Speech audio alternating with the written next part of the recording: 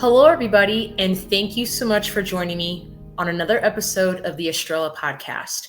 My name is Danielle Miranda, and before I introduce today's interesting guest, if you would like to learn more about the Estrella platform, please head over to estrella.chat, where you'll be able to receive more information and learn of all the updates that are going on before the launching of the platform. Now, to introduce today's guest, I have the absolute pleasure of interviewing today psychic medium Joyce Jackson.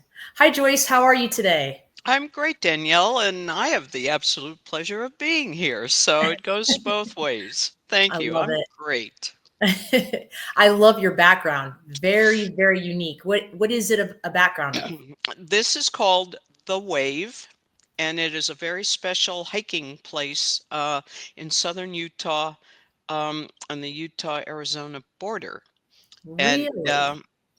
and it takes quite a bit of focus and persistence because they let in only about 20 people a day to hike it. You have to get a permit Oh, wow. because it's a natural sandstone um, pattern and outcropping. And so to keep it from being over tourist, so to speak, it took me about 5 years to get my permit to get in there. Oh, wow. That's impressive. So you have done that before.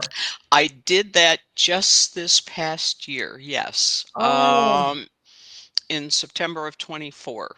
And so, it's like $9 a month, and you fill out your little form and you send it in and you wait, and 2 weeks later you get rejected. And you do it again the next month. So, but I'm a dyed in the wool hiker, and I've wanted to go for a long time, and it's well worth it for anybody who can get a permit. yes. What an accomplishment. That is so amazing that you were able to actually hike that. What was your favorite part before we get into the actual episode? What was your favorite part about hiking that trail? Well, it's incredibly remote. All Mm, right, it's incredibly remote. And so even the 17-mile drive off the tiny little 2-lane highway, wow. back and was very exciting. And then the walk in, it is unusual in the fact that there are no trail markers. When you get your permit, they give you a couple of Xeroxed pages with some photos on them. And, when you see this, turn left, and when you see this, go straight. If you arrive here, you've gone too far. And Mhm. it's not that long. It's only about 3.5, 4 miles in. But it is incredibly remote, and you're almost there by yourself. Anybody can go ahead and Google it and look it up. But in the 1980s, a German documentary team Mhm. made it appallingly famous. Mm. And there were so many visitors, they had to put in all of these, restrictions now because they Wow. were ruining it and wearing the sandstone patterns down in awful ways. But you know, you just got to you just got to be persistent. Right. Well, that's impressive. I must say, and if I ever decide to hike that trail, I'll have to contact you for some encouragement and see Forget what it. your I'm not doing it again. You're on your own. oh. Yeah, it was challenging. Well, But anyway, so I that am really excited to talk to you today. I introduced you as a psychic medium, but I would right. like you to tell me and the viewers, Joyce, what is it that you do? Okay. I help people. It's that simple. Okay. How I help them is really in a lot of ways no different than other professions. All right. Um, it's so information exists about the human condition in the past, present, and future. It's like there really is a matrix. Everything is almost electromagnetic, and it exists in like this dust cloud around the globe. Hmm. And even my colleagues who are neuroscientists know this and can measure this consciousness. Well, I'm a satellite dish. I can go out there and get that information. And so people will come to me with questions and situations and inquiries. Um, and I simply bring them information so they can make better decisions for themselves. All Mm-hmm. right. And if it includes some pain, and some loss and some grief from a loved one, yeah, I seem to be able to. I don't mean this in a negative way, but I do seem to be able to talk to dead people. Mm. I do connect with those in spirit. Yes. But it's all here to help us, Danielle, who are locked in this crazy show of an earth experience and life, to just walk it better, because this is a rough place, right? Mm-hmm. and Yes. and we all need help sometimes. People come to me mostly when they're really desperate, and I don't hold that against them. Right. But I help people. It depends on what they need. I love that. May I ask, Joyce, do you have a science background? I sort of. I do. I actually have a college degree in biochemistry.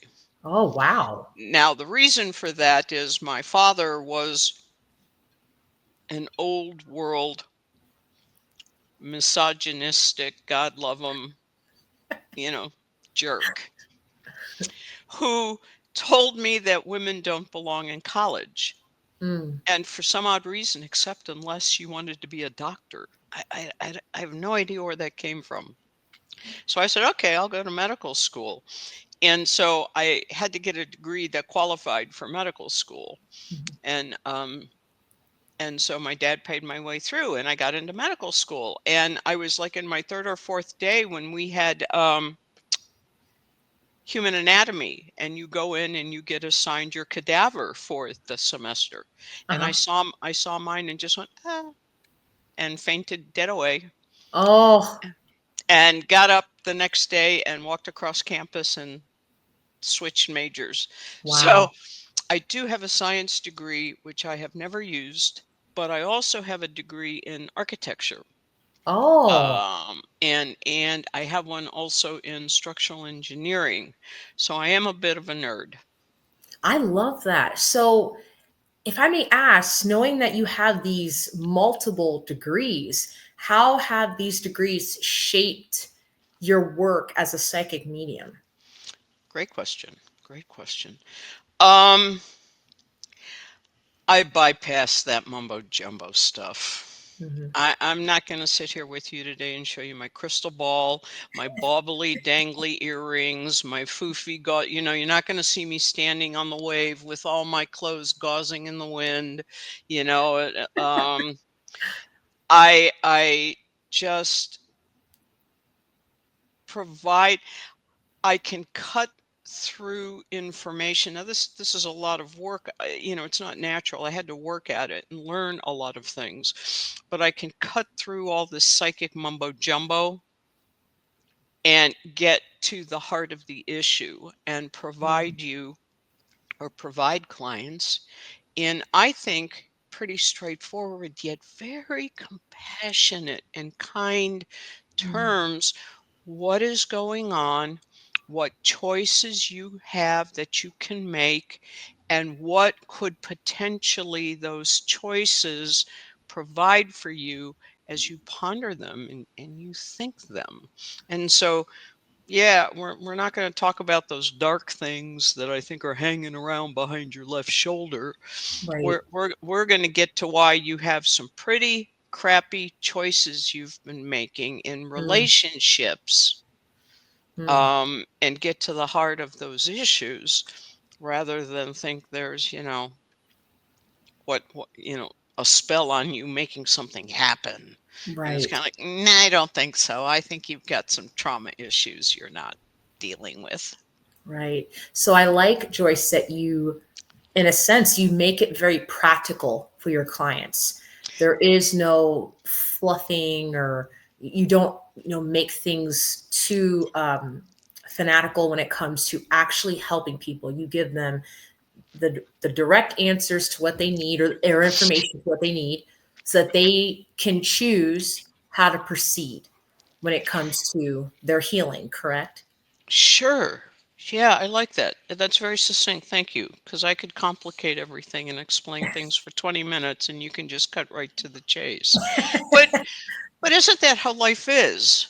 Yes. Right? We can go to these seminars on the weekends, or we can take these wonderful fab vacations. We can go to all these spiritual places, but in the end, you still got to come home. You still got to pay your bills. You still got to feed your kids. And you still got to figure out how to deal with that neighbor next door, you know, that you just want to burn their house down. Well, you can't, the realities of life do take a semblance of calm practicality, don't they? Mm-hmm. Absolutely. Absolutely. Joyce, what would you say is the important starting point for a client to truly start to apply the guidance that you're giving them? A willingness to want to experience more happiness and more peace. Now, Mm, not everybody wants to do that. right. Okay, everybody wants. I wouldn't say everybody. I don't want to be global, but there are, and I think this is in all professions. I as an architect, I had people that wanted my firm, to create, a utopia for them. But at the end, you still have to pay for it. You still have to maintain it. Mm-hmm. There's so there are people who I do get clients who call and want their significant other, want their finances, want the magic wand to magically make it all better. Mm-hmm. And, there are people that don't want to hear you have work to do. Mm. You know, I had a client this morning where, we had to have a heart to heart about, well, your monthly budget kind of stinks. And when you do set a budget, you have to stick to it. Mm. Okay, month after month to get to those goals. Or find that, fantastical job that pays you 4 times what you're making right now that doesn't exist. Mm-hmm. So those are difficult, and yet y- there are still people, and this is, I think, where I can come in, Danielle, and really help them. There are people at all levels of consciousness, and we can't act to a degree better than the level at which we're at. And I can lay those things out for them the way they need. But if they're not ready to hear it, we got to go back and talk about something else. And there are people who don't want to deal with the reality of improving their life. They do want a magical pill. Right. And Right. that sometimes is very difficult to work with. Right. I bet that can be. Have you ever had a situation, Joyce, where you recognize that your client just was not ready, and you had to tell them, hey, until you're ready, we have to discontinue this session because what I'm telling you is not going to stick. It's not going to do any good. Well, yes, I have done that. And it's not that, um, and it's more of a perspective of, look, I can't help you. Right. You Mm, have been coming, and that is my focus. I really want to. Um, but you have been coming here for X amount of time, and the same issue persists, and you're spending a lot of money. mhm, And I have concerns that, you're still unhappy, even though 1, 2, and 3 has changed. Right. And then there are some that are just, don't want to hear it. I mean, look, this is a difficult place. I don't mean to repeat myself, but people are also complicated and messy. And you can do your best. I can do my best, but if they're not willing to hear it, and I do have the ability, if I tell you A and you don't understand it, I can reframe it to, let's try B. Do you understand B? All right. No. Okay. Well, we're going to back it off and we're just going to go and do C right now. And you tell me how that works. And if they're not going to do it, I can come up with as many things I see as possible, and you can just go lock yourself in a closet and not do any of it and then tell me I'm wrong. And, you know, okay, it doesn't happen a lot, but like Right. I said, people are complex and people are messy, you know? Yes, absolutely. Joyce, knowing that, like you just said, the world is complex. People can be messy, complicated. We can be messy and complicated ourselves. What would you say to viewers is the secret ingredient to be able to conquer through all of this and survive in a world that at times can be very hard to navigate? I don't know. They need to tell me. No, I'm just kidding. Just, I, so I am a closet Buddhist. Mm, Okay. I have gone through and just, branded my own little version of it. And it is about being in the here and now. And look, the practical nature is this is a rough journey. mm, I don't care where you live, who you are, what culture you're in, what your financial status is, where on the planet you reside. It is going to be a challenge. yes, And and sometimes a very difficult, painful one. yes. That's the nature of where we're at. And if I were God, I would design something different. Because it's the craziest system I've ever seen. I'm not a fan. I went to parochial school. I'm not a fan of punishment as a learning modality. But that's where we find ourselves. Danielle, we're either the smartest, most savvy, most courageous souls or the most naive Hmm. to come here. And so the goal is not to change your circumstances, not to have that house, not to get to a point where you're happy, not to get married and have that family, but to walk it every moment of every day, now, here, in a sense of peace and calm, regardless Mm, of what's happening around you. And yes, it's a practice. It truly is. It's something to work on all the time. And so, you know, the Buddhists play all kinds of tricks with themselves. What now today is yes. missing? And the answer always is nothing, and the kids could be screaming, they could be hungry, the husband can come home yelling because he had a rough day, and finding that inner peace is really simply taking a deep breath, knowing you're doing your best and navigating through it Hmm. consciously rather than being drawn into the melee and Right. having the whole evening, go down the tubes. But it's a practice because we, at least in our lives, in our society, are not taught how to do that. Yes. Joyce, that was very well said. And, I look at you and I think, in my perspective, you're so grounded and you've got it all put together. But, you're probably thinking, well, that's not all the way true. So, with me saying that, what are some of your, if you don't mind sharing, some of your practices that help keep you at peace and keep you grounded to continue to navigate on this planet? Well, one, being old helps. you know, I'm not sure it's wisdom, but but experience, you know, walking this earth, Mhm, can help. Um, I think I've done work with shamanic traditions and mhm, exceptional tutors and mentors.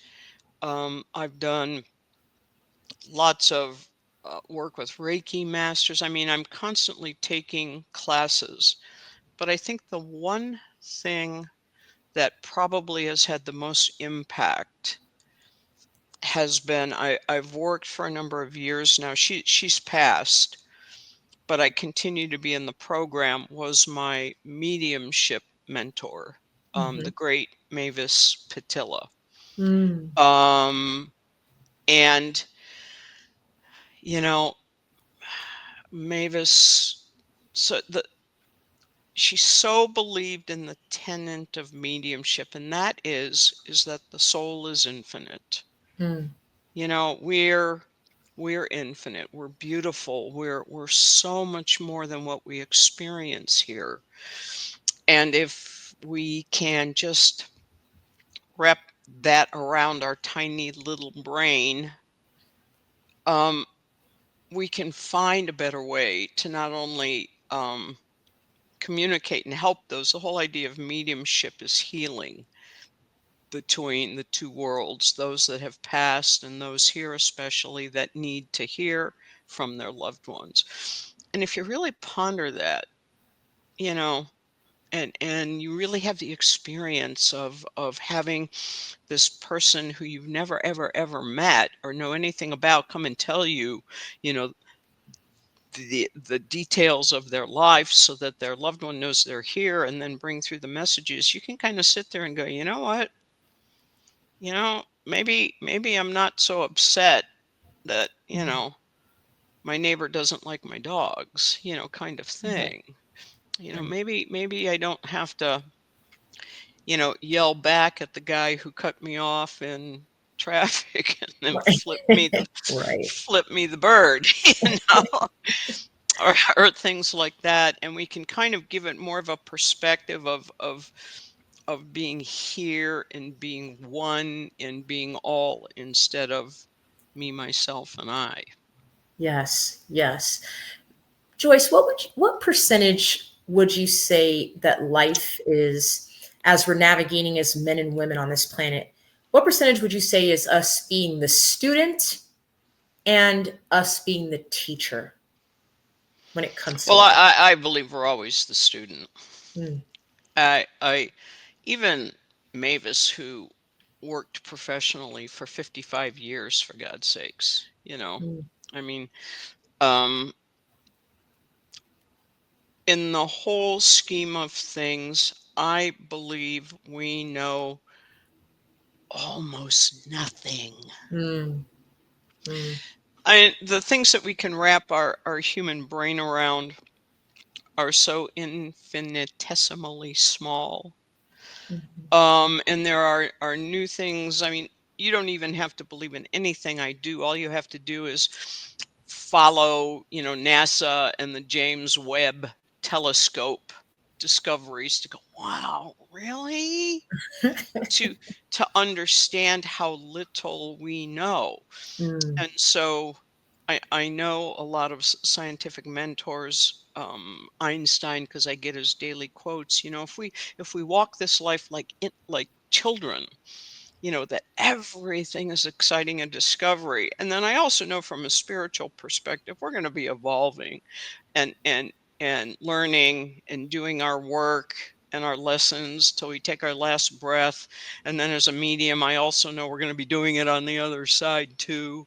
I mean, mm. there's no get over this being a free ride. Yes, yes. Hmm. Would you say that, is it possible for someone to never evolve or to become enlightened?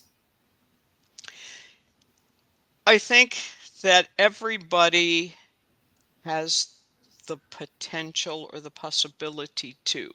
Now, Mm, one of my mentors would always say, except for the feeble minded. Now, yes. I I can't actually myself define that, not being a psychiatrist or Mhm. psychologist, but I have spent extensive time becoming a hypnotherapist and a past life Mm. regression expert. And in all of that training, they would say anybody can be hypnotized, anybody can grow, anybody can look at and access all of these things, except for the feeble minded.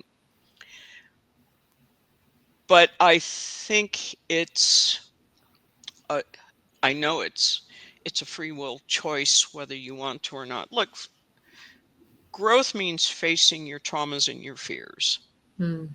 And that Yes, is hard. That yes, it is. is hard. And it takes so much inner strength and fortitude, Yes. right?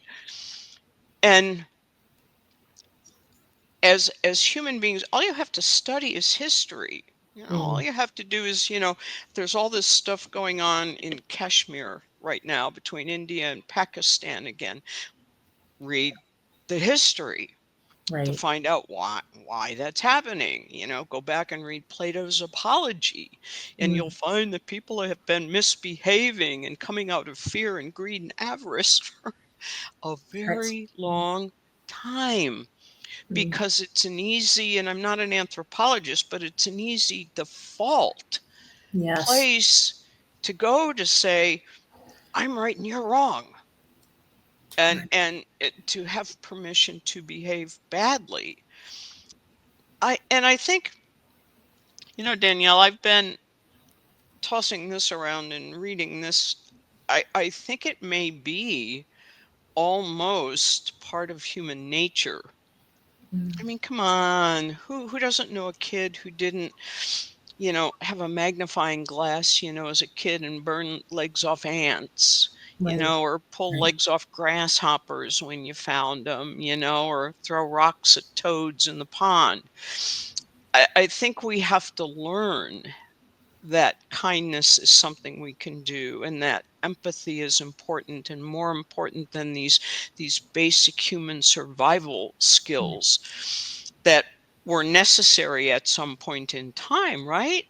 Yes. Millennium ago. But we're not nobody's going to walk out tomorrow morning and worry that the saber-toothed tiger is going to jump out of the bushes and eat us on the way to the car. But those instincts are still there in a Right. modern world, and we misplace them, I think, because we still have them. I think it's more difficult. And I admire people who start their inner work and their inner journey.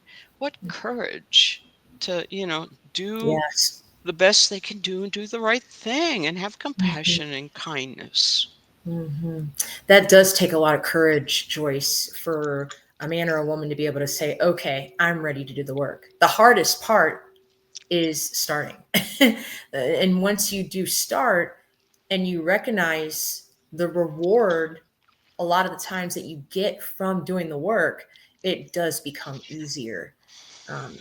What percentage would you say a lot of the hatred and the worldly discord that is going on amongst us, what percentage of that would you say is fear? Oh, all of it. Mm. I mean, fear can be expressed in a number of ways. Mm. All right. I mean, um, I mean, pick a topic, Right. but it does come from the ego. It does come from feeling less than. It Mm. does come from feeling, the most basic fear is still for human beings being marginalized from the group. There was a time when we were evolving that if we were sent away and banished, we would die, Mm. because we had to depend upon everybody else in the group for warmth and shelter and food and survival. Mm. And so, I mean, you can, again, that the anthropologists and the sociologists can go ahead and trace it for you. But I believe every act of everything that is not compassion and kindness and understanding, it is a fear that has Mhm. manifested itself in some sort of aberrant, hurtful behavior, Right. Right. against people, animals. Oh my God, you name it. Um, I also believe greed and avarice are a type of fear. Mm. I don't have enough. I have to have more than everybody else. I can do what I Mhm. want. I have to be all powerful. So, we burn whole swatches of the Amazon, Mhm. Would you you know. say that a lot of the fear, Joyce, that we tend to create is based on the images that we put in our minds from television, social media, from families, and seeing what's going on amongst our families and friends? And would you say that a part of that fear is based on the narratives that we paint in our own minds? Well, of course. I mean, that's an easy answer. Mhm. I think the origins for doing that come from each one of our childhoods. Mm. I don't care how good your childhood is, you have issues. Mhm. You will. I mean, I even had one of my here's my dirty laundry. I even had one of my kids go, "Well, you made it so easy for us.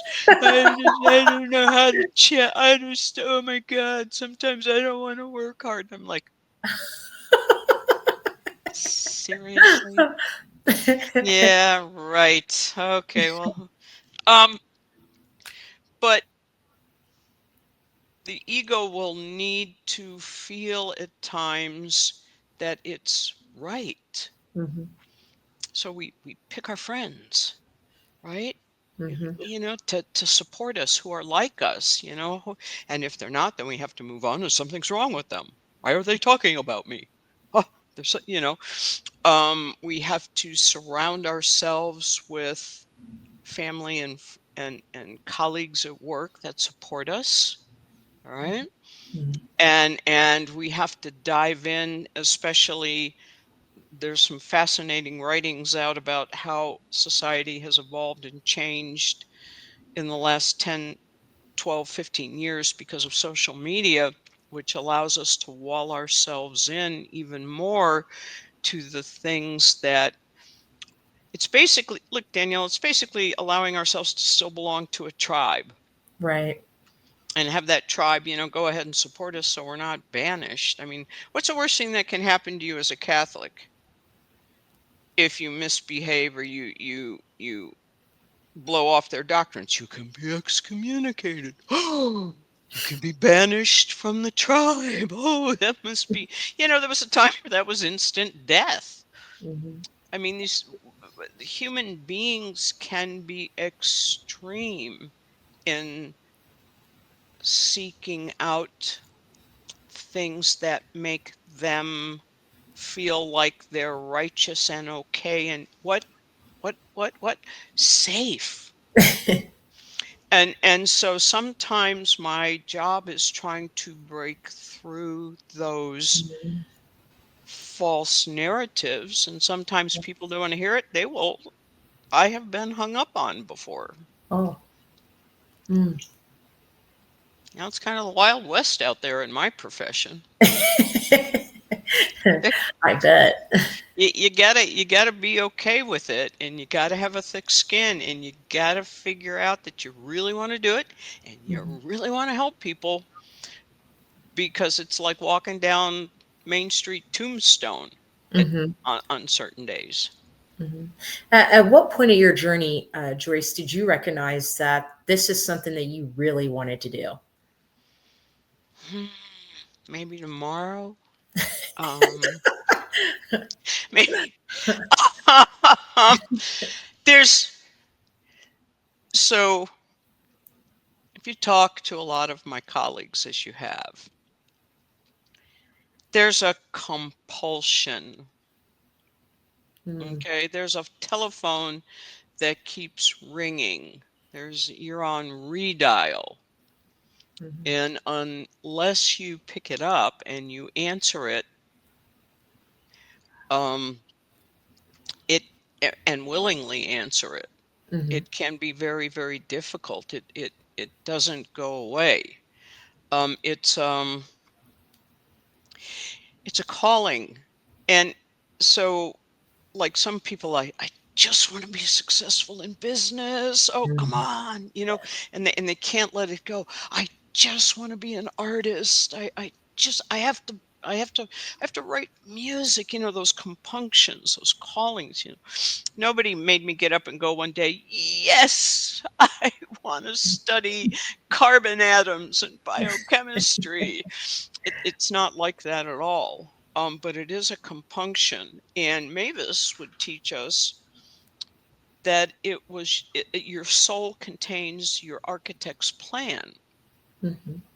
And you come here with that already encased in your blueprint Mm-hmm. as to how it's going to be revealed, when, how you're going to respond, and things like that. But I think it's a soul's purpose.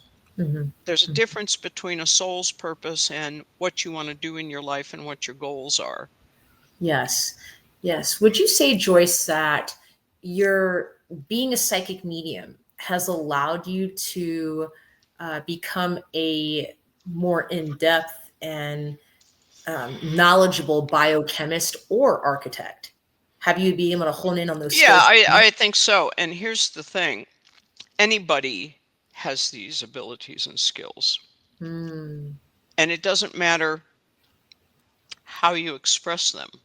mm, Okay. You can be a psychiatrist and still offer the same depth of soul to your patients. You can be an right. accountant and still offer the same depth and caring and consideration to your clientele. You Mhm, can you can be a musician. You can, be a checkout clerk at the grocery store. It's about how you interact and view other souls or other people mm, that that need it.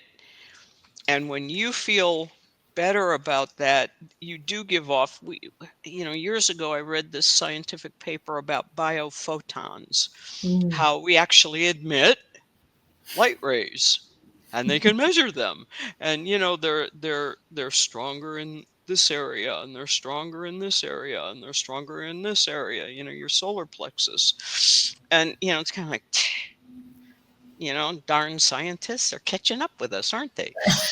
um but if you at least could accept the science and not anything I say, you can understand, you can bring that. And that's why in difficult times, if you can radiate out in your circle to the people that touch your life each day, it goes out like waves. If you were to toss a stone in a pond, and it does collectively make a difference. We're not helpless. We just need to understand we do it from an energetic and spiritual level better than we do it face to face. right, right. What would you say is something that every psychic medium um, should practice or should put into what they do in their work? What is like an essential that a psychic medium needs to have? No ego. Mm, And that is tough mm, because it really is. And that's not a judgment. It's tough because we're still souls yeah. having a human experience. Yes. And, I can fly around out there all day and have a good time talking to Uncle Jim and your grandma Amy. And it's really wonderful out there. But at the end of the day, I got to come back and put 2 feet on this earth Mm, and feed my kids right. and, walk my dogs, deal with a cranky husband sometimes if I decide to let him in the house. I mean, you know, and I also still carry traumas and triggers from my childhood. Mm, And I can't let any any of these things cannot impact or get in the way of anything I am perceiving. People call them filters. I am perceiving that I am getting for someone else. Yes.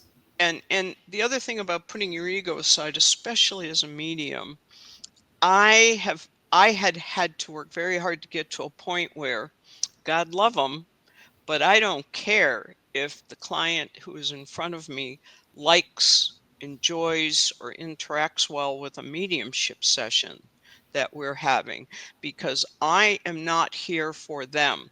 I am here to be a communicator for Mm, those in spirit that need to come back to say something that they need to say to those that are left here behind. Now, that right. doesn't mean they don't come in and they don't yell at them. I mean, I've got some stories to tell, you know, about, I had a very angry woman show up once who wanted to speak to Larry. It was her boyfriend who passed unexpectedly. And Larry comes through and Larry's like, I am not dealing with her for a while, you know. But my point is, as a medium, I am here to relate with those in the spirit, to be a voice for them. Hmm. And I will say, they will tell me how to say things. They will tell me how to couch it. And, hopefully they've set it up so that the loved one that has come to me, it's all set up and things like that. But, the the person in front of me will sometimes have their own preconceived, incorrect, but preconceived ideas of mediumship. And, Hmm. I have to do my best. And I think it even goes with, the intuitive work as well. I do my best. I'm absolutely confident in the things I get. If you say no and you challenge me, I have no issue whatsoever going back and looking at it again for you in case Hmm. I misunderstood or misinterpreted things. Um, but I'm not here to do a soft shoe or a show for you. I'm not. I'm here to provide a voice for the things that need voices.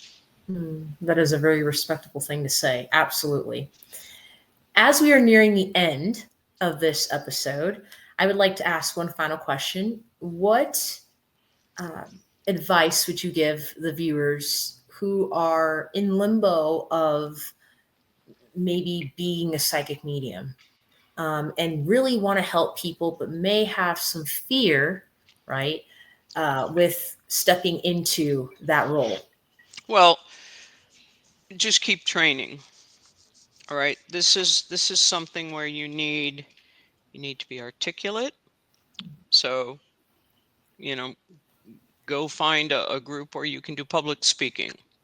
Mhm. You need to learn and hone your skills. I still am taking classes. I will Mhm. always be taking classes. I practice with colleagues of mine weekly. Mm. We practice together. We hone our skills.